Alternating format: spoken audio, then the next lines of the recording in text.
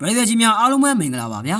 ကျွန်တော်ရဲ့ထူးဆန်းအံဖွယ်ရာဇော်လေးအန်တာဒိမတ် channel ကနေပြန်လည်ကြိုဆိုလိုက်ပါတယ်ဒီနေ့မှာတော့ကျွန်တော်အားလုံးကျောင်းမှာသင်ခဲ့ရတဲ့သင်ခန်းစာတွေထဲကလုံးဝမှားယွင်းနေတဲ့အကြောင်းအရာတစ်ခုကိုတင်ဆက်ပေးသွားမှာပါကျွန်တော်ရဲ့မိတ်ဆွေဟာဂျူပီတာချိုကိုတန်းငွေတွေနဲ့ဖွဲ့စည်းထားတဲ့အေးအမဘောလုံးကြီးတစ်ခုလို့ထင်နေသလားဒါမှမဟုတ်ဂျူပီတာရဲ့အစိပ်ပိုင်းမှာဘာတွေရှိနေမလဲဆိုတာကိုတစ်ခေါက်လောက်ပဲဖြစ်ဖြစ်တွေးကြည့်ဖူးပါသလားတကယ်တော့ဒီဂျိုကြီးဟာကျွန်တော်တို့ထင်ထားတာတဲ့အစားပေါင်းများစွာပိုပြီးထူးဆန်းနေတယ်ဆိုရင်ကောကျွန်တော်ရဲ့မိတ်ဆွေသိပါသလားအခုပဲကျွန်တော်နဲ့အတူဒီလိဝက်ချက်တွေကိုဖော်ထုတ်နိုင်ဖို့အတွက်ဂျူပီတာရဲ့တိမ်တိုက်တွေကိုစတင်ငုံရှိုးဝင်ရောက်လိုက်ကြရအောင်ပါဗျာဂျူပီတာဂျိုဟာ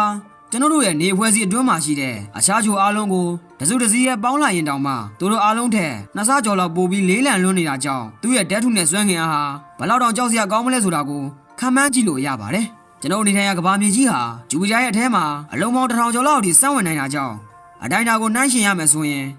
ကဘာကြီးကစပစ်သီးတစ်လုံးအရွယ်စားရှိနေချိန်မှာဂျူပီတာလူတစ်ယောက်ပိုက်ထားတဲ့ဘတ်စကတ်ဘောလုံးကြီးတစ်ကွင်းလောက်အထိကြီးမားနေတာပဲဖြစ်ပါတယ်ဒီလောက်အရာမကြီးမားတဲ့ဂျိုကြီးဟာ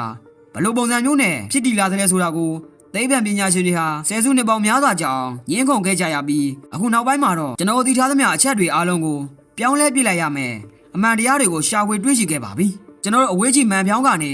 လှမ်းကြည့်လိုက်မယ်ဆိုရင်မြင်တွေ့ရတဲ့အရာဟာလှပပြီးအယောင်သွေးစုံလင်လှတဲ့ဂျူပီတာရဲ့မျက်နှာပြင်ဟာတကယ်တော့အလွန်မဲ့အန်ဒီရများတဲ့တိမ်တဲ့အလွှာပါးလေးတစ်ခုသာဖြစ်ပါတယ်ဒီတိမ်တိုက်ကြီးမှာအမိုနီးယားနဲ့ရေခဲပွင့်တွေပေါင်းဆက်ပြီးဖြစ်ပေါ်နေတဲ့လျှက်စီးမုန်တိုင်းကြီးတွေဟာကမ္ဘာပေါ်မှာအပြင်းထန်ဆုံးမုန်တိုင်းတွေထက်အစားပေါင်းများစွာပိုပြီးပြင်းထန်လွန်းနေတာကြောင့်ဂျူပီတာဂျိုကိုလျှက်စစ်မုန်တိုင်းတွေရဲ့ဘေးလို့တောင်ခေါ်ဆိုလို့ရပါတယ်အထူးသဖြင့်ဂျူပီတာရဲ့သင်္ကေတလို့ပြောလို့ရတဲ့ Grace Red Spot လို့အနီရောင်အဆက်ကြီးဟာ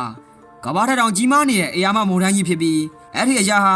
အေဝရက်တောင်ထက်ဆယ်ဆပုံမြင့်တယ်လို့သမုဒ္ဒရာတွေထက်လည်းဆယ်ဆပုံမို့နှက်ဆိုင်စွာအမြင့်တွယ်နေတဲ့အတွက်ကြောင့်ဂျူပီတာရဲ့တိမ်တိုက်အလွှာတွေဟာဘယ်လောက်တောင်ထူတယ်လဲဆိုတာကိုစဉ်းစားကြည့်လို့တောင်ရနိုင်မှာမဟုတ်ပါဘူးအခုသိပ္ပံပညာရှင်တွေရှာဖွေတွေ့ရှိလိုက်တဲ့အမှန်တရားတစ်ခုကတော့ဂျူပီတာဟာတန်းငွေလုံးကြီးမဟုတ်ပဲအကြီးပြော်နေတဲ့တက်ထူဂျိုကြီးဖြစ်နေတာပါတိမ်တိုက်ကြီးရဲ့အောက်ကိုကီလိုမီတာ1000ကျော်လောက်အထိဆင်းသွားမယ်ဆိုရင်ဖီအားတွေဟာအစမတန်မြင့်မားလာပြီးဟိုက်ဒရိုဂျင်တန်းငွေတွေဟာအကြီးအဖြစ်ကိုပြောင်းလဲသွားပြီးနေဖွဲ့စည်းအတွင်းမှာပဲအကြီးမားဆုံးနဲ့ဟိုက်ဒရိုဂျင်သမုဒ္ဒရာကြီးကိုဖြစ်ပေါ်စေပါတယ်ဒီထက်ပိုပြီးနှက်ဆိုင်တဲ့နေရာတွေမှာဆိုရင်တော့ဖီအားကဘယ်လောက်တော့များသွားတယ်လဲဆိုရင်ဟိုက်ဒရိုဂျင်အတန်တွေတဲကအီလက်ထရွန်တွေဟာ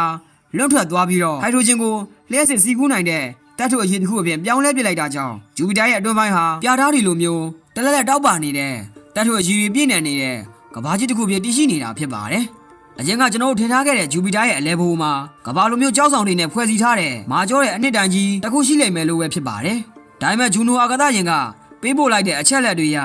ဂျူပီတာရဲ့အနှစ်တိုင်ဟာကျွန်တော်ထင်ထားသလိုမျိုးအဆိုင်ကဲမဟုတ်ပဲကြောက်ဆောင်တွေတပ်ထုတွေနဲ့အရည်တွေရောနှောထားတဲ့ဝေဝါးသောအနှစ်တိုင်ဖြစ်နေတာကိုတွေ့ရှိခဲ့ရပါတယ်ဒီလိုဖြစ်ရတာဟာလွန်ခဲ့တဲ့နှစ်သားပေါင်းများစွာကကမ္ဘာထက်10သားလောက်ကြီးတဲ့ဂျိုကြီးတစ်လုံးနဲ့ဂျူပီတာတို့ပြင်းထန်စွာတိုက်မိခဲ့တာကြောင့်အဆိုင်ကဲဖြစ်နေရမယ့်အနှစ်တိုင်ဟာအရည်တွေနဲ့အတူအပျော်ဝင်ပြီးဝေဝါးသားရတာဖြစ်နိုင်တယ်လို့သိပ္ပံပညာရှင်တွေကယူဆထားကြပါတယ်ဒီတော့ကျွန်တော်မိတ်ဆွေတို့ရေအခုဆိုရင်ဂျူပီတာဂျိုဟာကျွန်တော်အကြောင်းမှာသင်ခဲ့ရသလိုတန်းငွေလုံးကြီးမဟုတ်ပဲအလွန်တရာထူးဆန်းလာတဲ့တပ်ထုအကြီးသမုဒ္ဒရာကြီးတွေနဲ့လျှို့ဝှက်ချက်ပေါင်းများစွာကိုဖုံးကွယ်ထားတဲ့ကမ္ဘာတိကြီးတစ်ခုဖြစ်နေတယ်ဆိုတာကိုသိရှိသွားကြပြီလို့မျှော်လင့်ပါတယ်စကြဝဠာကြီးထဲမှာကျွန်တော်ရှာဖွေတွေ့ရှိဖို့ကြံနေသေးတဲ့အရာတွေ